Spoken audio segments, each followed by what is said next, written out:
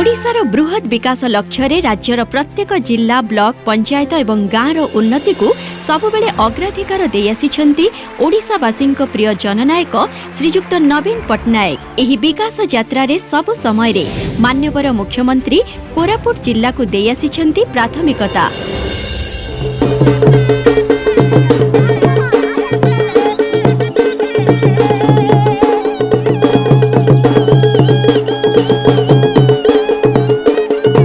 प्रकृतिर अनवद्य सृष्टि कोरापुट को जी थरे देखिछि एहाकु भूली पारिनी। देवमाली पर्वतमाला, जलप्रपात, बक्साइट भली खनिज संपद और जनजाति बहुल कोरापुट जिला कोटपाड़ हैंडलूम, कॉफी एवं रबर चाष पई बेस प्रसिद्ध। कोरापुट जिल्लार विकास को परवर्ती पर्याय को नेबा पई मान्यवर मुख्यमंत्री मार्गदर्शन रे एकाधिक प्रकल्प जोगु जिल्लार लक्ष लक्ष जनसाधारण हेउछन्ति उपकृत।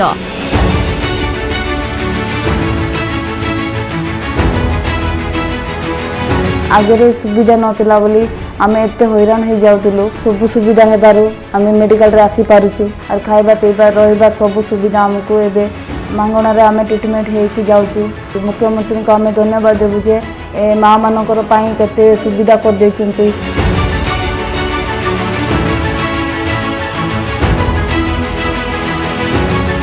तेलेंगरी प्रकल्प हेबा द्वारा 52 खंड ग्रामर चाषी माने विशेष उपकृत हेले। ए प्रकल्प हेबा द्वारा हमर गाँव रो ना भी गोटे टूरिज्म हब पलटि जा द्वारा के माननीय मुख्यमंत्री को अशेष अशेष धन्यवाद।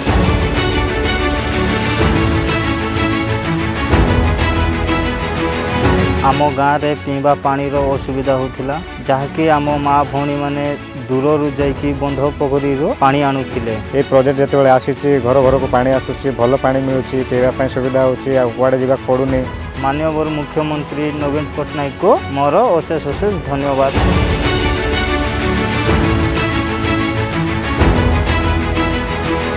आमे आगे जो चाषबास करके चलुलु ए फैक्ट्री बसला आम टे भल रोचु, काम दाम करके 2 पैसा रोजगार करूँ। समस्त माँ मन को खुशी लगुच। ये सहायता देवारू मुख्यमंत्री नवीन पट्टनायक को मो धन्यवाद जनाऊँ।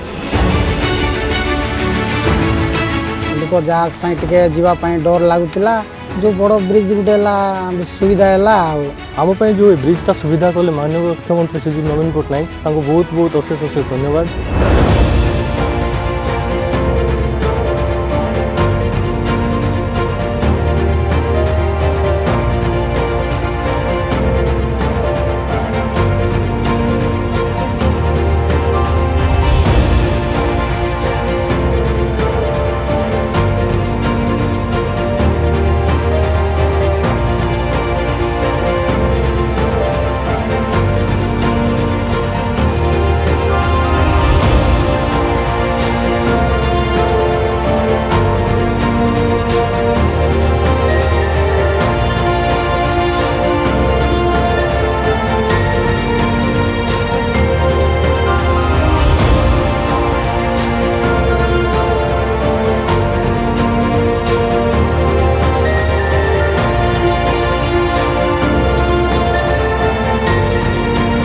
এই रोड बनै थिबारु मो मान्यवर मुख्यमंत्री श्रीजुक्त नवीन पट्टनायक को बहुत बहुत धन्यवाद जनाउछि। एहा सहित मो 5T सचिव श्री VK पांडियन सार को मध्य बहुत बहुत धन्यवाद देबाकू चाहिए। एही विकास पर्व को आहुरी तीव्र करिबा पई कोरापुट जिल्लार प्रत्येक ब्लॉक और पंचायत मानकरे अनेक प्रकल्प कार्यकारी करा जाउछि।